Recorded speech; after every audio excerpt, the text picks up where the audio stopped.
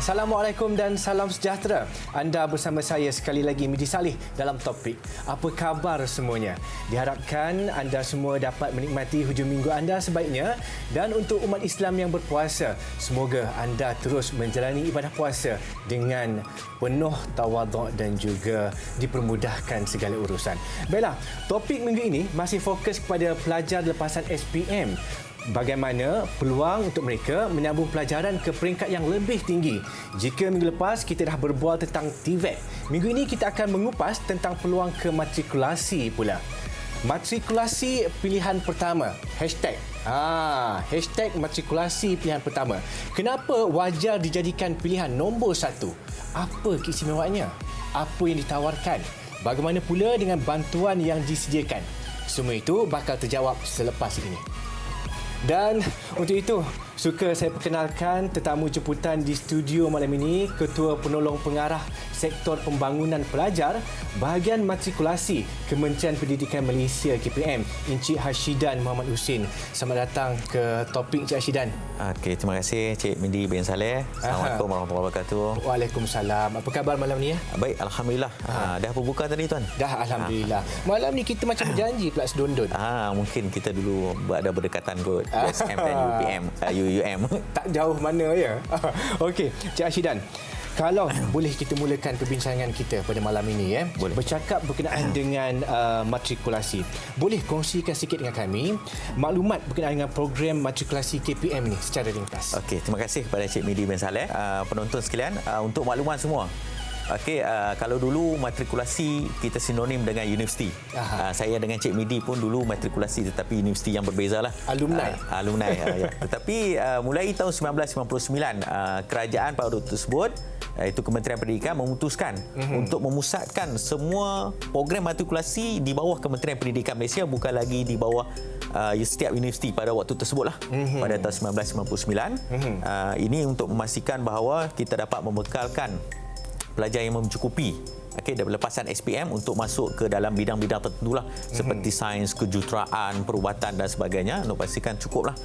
Terutamanya dalam bidang STEM lah. Kalau waktu dulu kita tak kenali sebagai STEM, sekarang kita lebih familiar dengan perkataan STEM. Sains, teknologi, engineering dan juga matematik. Dan seterusnya. Pada tahun 1999 itu kalau kita lihat, waktu tu kita bermula dengan 2 buah kolej dahulu. 2 buah kolej Kementerian Pendidikan Malaysia, iaitu Kolej Matrikulasi Melaka dan juga Kolej Matrikulasi Labuan. Dan juga beberapa kolej swasta dan juga Kolej Mara waktu itu menjalankan program matrikulasi KPM, dan juga pada waktu itu masih menjalankan program matrikulasi di bawah universiti-universiti dan juga asasi lah.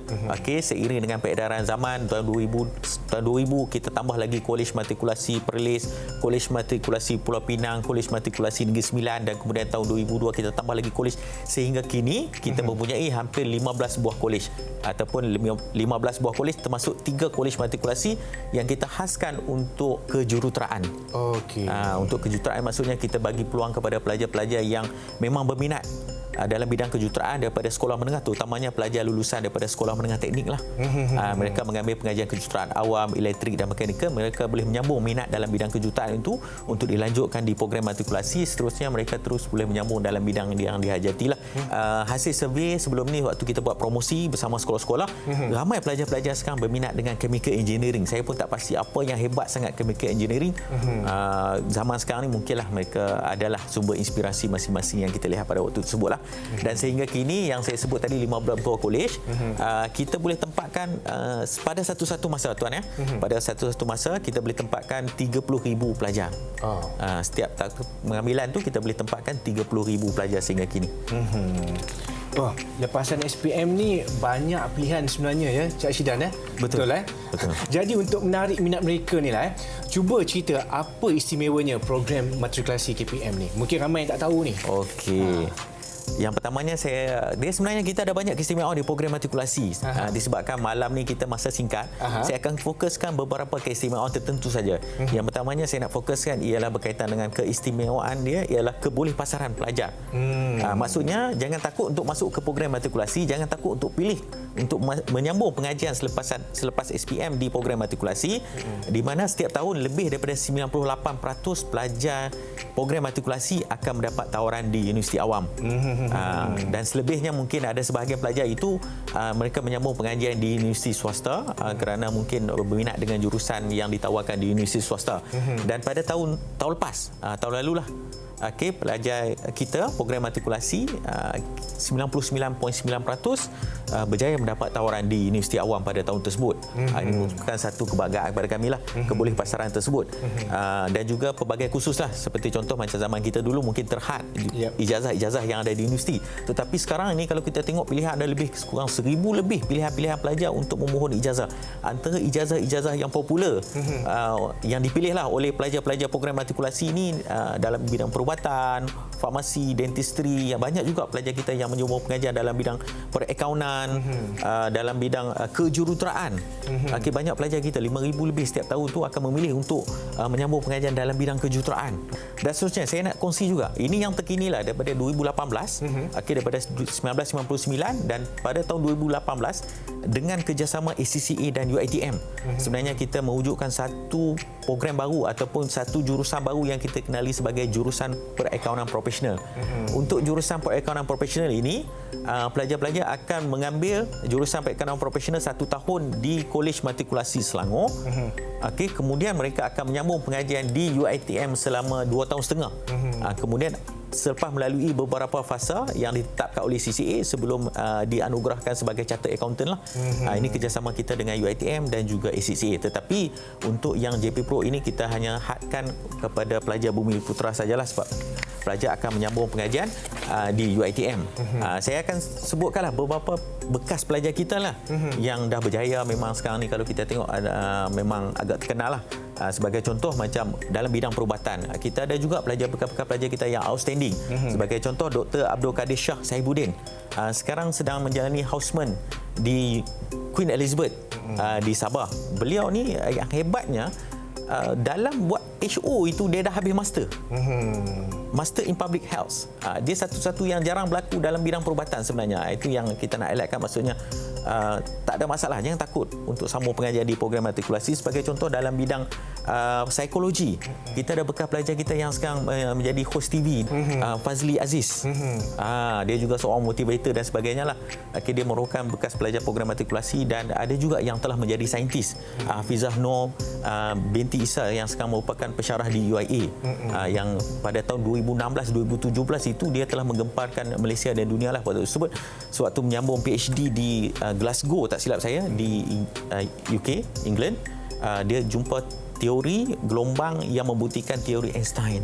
Dan seterusnya kalau saya nak share selain daripada kebolehpasaran pelajar kita, iaitu pengiktirafan universiti luar negara. Zaman kita dulu, kita sambung lokal universiti saja. Untuk sekarang ni, pelajar-pelajar lulusan program matrikulasi mulai tahun 2006 sebenarnya boleh menyambung pengajian di universiti luar negara. Cara dia senang. Pelajar-pelajar yang berminat ini boleh akses laman web prospektus, laman web setiap universiti itu, tengok ada tak disebut perkataan MMC, Malaysia Matriculation Certificate, ataupun Matriculation Malaysia. Di situ dia boleh direct entry. Dan juga kita ada juga menjalinkan kerjasama dengan beberapa universiti yang mana kita hantar pelajar-pelajar cemerlang kita melalui skim latihan tenaga pengajar program matrikulasi. Habis saja matrik, dia belajar 3 tahun atau 4 tahun di UK, New Zealand dan juga Australia melalui beasiswa Kementerian Pendidikan. Kemudian dia balik mengajar sebagai pensyarah di program matrikulasi. Itu kalau kita tengok dari segi pengiktirafan universiti-universiti lah yang terkini. Tahun lepas daripada Jepun kita dapat Kyoto University. Maksudnya pelajar ini boleh direct masuk, direct entry daripada terus ke first degree. Kalau kat Jepun ni kos apa tu? Yang kos Jepun tu kebanyakannya berkaitan dengan sains lah. Sebab fokus kita utama yang kita hantar pelajar-pelajar kita ke UK, New Zealand dan juga Australia ini dalam bidang sains. Kita punya kuota ialah 80% untuk pelajar sains, maka kita banyak menghantar pelajar sains lah. Ada juga pelajar kita yang memohon sendirilah untuk ke ijazah perubatan di luar negara. Tetapi untuk kita, sebab skill latihan tenaga pengajar, kita hantar untuk yang boleh mengajar balik di Matrik lah, subjek-subjek tertentu lah. Okey, dan yang satu lagi lah saya nak highlightkan jugalah sebelum kita terlepas ini, tenaga pengajar di program matrikulasi. Okey, kita mempunyai tenaga pengajar yang berkualiti, yang hebat. Sebab apa? Sebab kalau macam pensyarah biologi, dia mesti ada degree biologi. Dia tak boleh ada degree matematik mengajar bio. Kita ikut sub bidang masing-masing. Dan kalau kita tengok sekarang ni lah, sehingga kini ada lebih kurang 50 pensyarah kita yang diiktiraf oleh Jemaah Nazir sebagai pensyarah cemerlang. Dan juga kita ada SME, subjek matter expert. Dalam subjek masing-masing, dia orang ni akan menjadi pakar rujuk kepada rakan-rakan seunit, satu kolej dan juga daripada kolej-kolej yang berbeza lah. Okey, yang saya sebut tadi berkaitan dengan PPC tadi kan. Sehingga kini lah, sehingga tahun 2020 ini kita ada lebih kurang 254 orang tenaga pengajar yang kita hantar di luar negara dan balik mengajar di kolej-kolej matrikulasi di seluruh Malaysia daripada Perlis sampai ke Labuan. Menyumbang kembali kemahiran mereka untuk negara, kan? Betul. Itu tadi antara keistimewaan program matrikulasi Kementerian Pendidikan Malaysia. Okey, kita nak berehat dulu boleh Encik Ashidan? Boleh. Kita berehat dulu dan kita akan kembali semula selepas ini.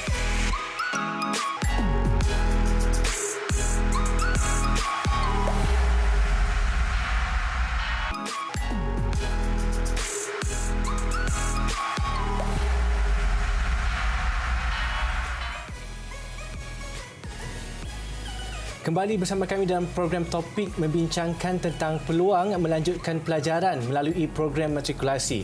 Okey, Encik Ashidan, pelajar yang memohon untuk pelbagailah peluang pendidikan ni, kita faham datang daripada pelbagai latar belakang kewangan, dan difahamkan untuk program matrikulasi ni juga menyediakan bentuk bantuan kepada pelajar-pelajar. Boleh kongsikan apa bentuk bantuan yang disediakan?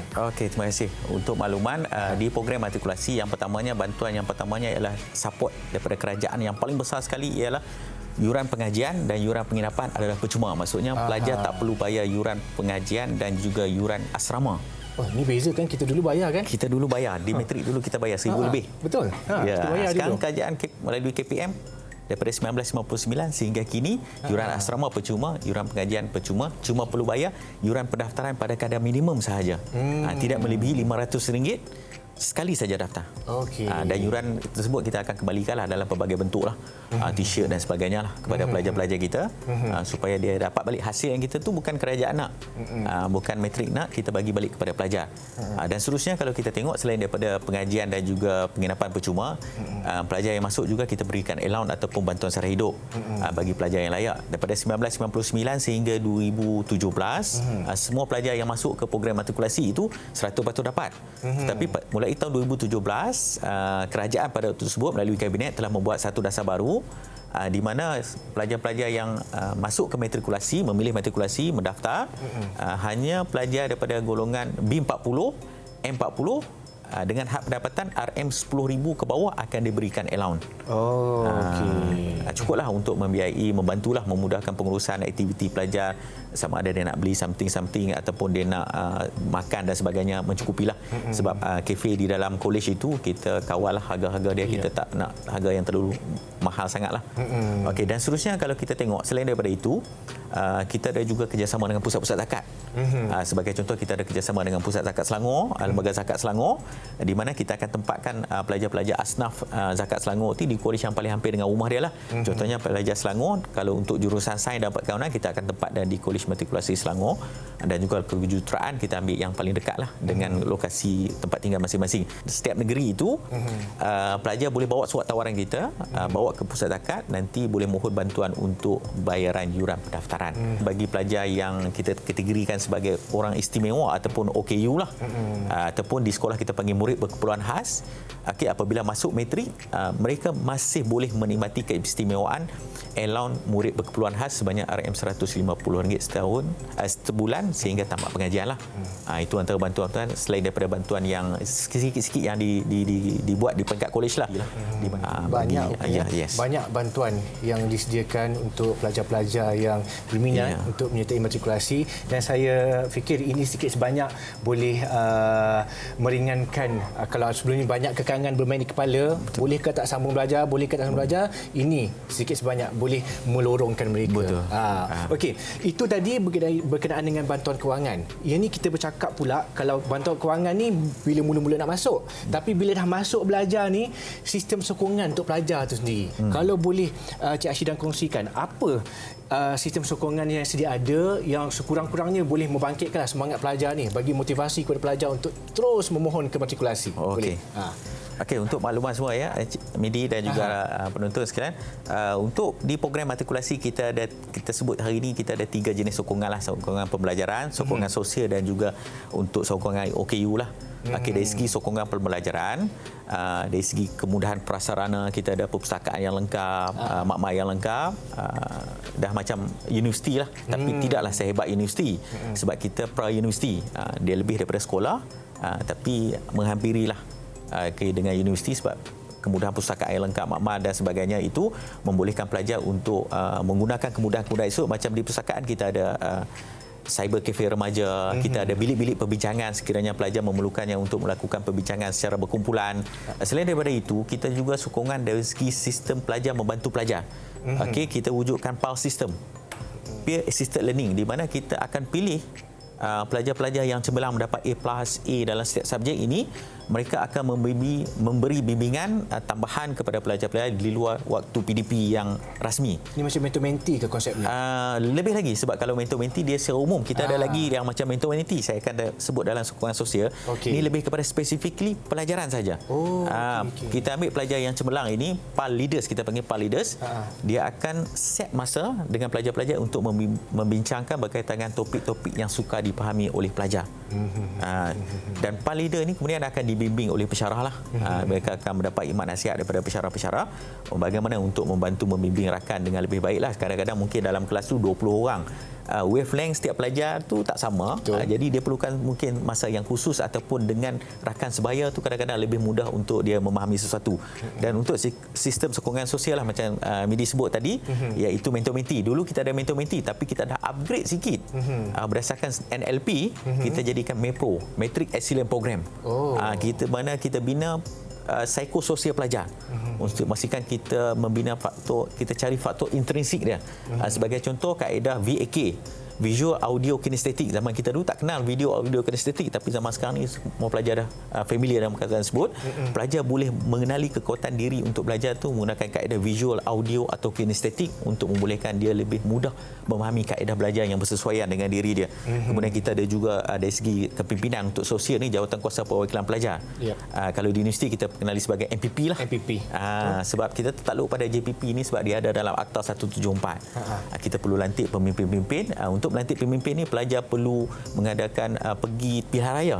Macam betul-betul pilihan raya yang kita buat dekat kolej tu, macam di universiti tu nak mengundi MPP, kita pergi mengundikan. Sistem yang sama supaya nanti bila pelajar matrik masuk universiti, dia tak akan kekok. Dia tak ada culture shock. Betul. Dan seterusnya untuk yang OKU lah, kita sebut yang OKU sebab lulusan matrik ni ramai juga OKU yang outstanding sebenarnya. Dah berjaya di peringkat bidang perniagaan, motivasi dalam bidang kejuruteraan pun ada juga. Kita ada juga sediakan kemudahan RAM, lift dan sebagainya di kolej-kolej tertentu lah. Kita tak semua kolej kita mampu sediakan, tetapi kolej-kolej tertentu seperti di Matrik Selangor, Matrik Labuan, Matrik Pahang, Johor dan Kedah, kita memang ada sediakan lift untuk dia akses ke tempat-tempat tertentu di makmal dan juga bangunan pentadbiran. Dan sudah kita sediakan bilik khas. Bilik khas tu maksudnya pelajar OKU akan duduk dalam bilik khas, dia ada tanda sendiri. Itu kemudahan-kemudahan yang kita nak bantulah supaya memastikan bahawa pelajar OKU ni kita juga dapat peluang belajar di program matrikulasi dengan baik. Banyak kan perubahan daripada zaman kita dulu. Sangat banyak beza. Dulu program matrikulasi kita tak seistimewa ini. Kan? Mungkinlah dengan peredaran masa kita mengambil kira keperluan sekarang kan. Betul. Okey, Cik Ashidan, kita nak rehat sekali lagi. Bulan puasa ni kita kena tak boleh laju sangat push kita tu. Kita kena tarik nafas dulu dan kita minum dulu. Dan untuk yang di rumah jangan ke mana-mana, topik akan kembali selepas ini.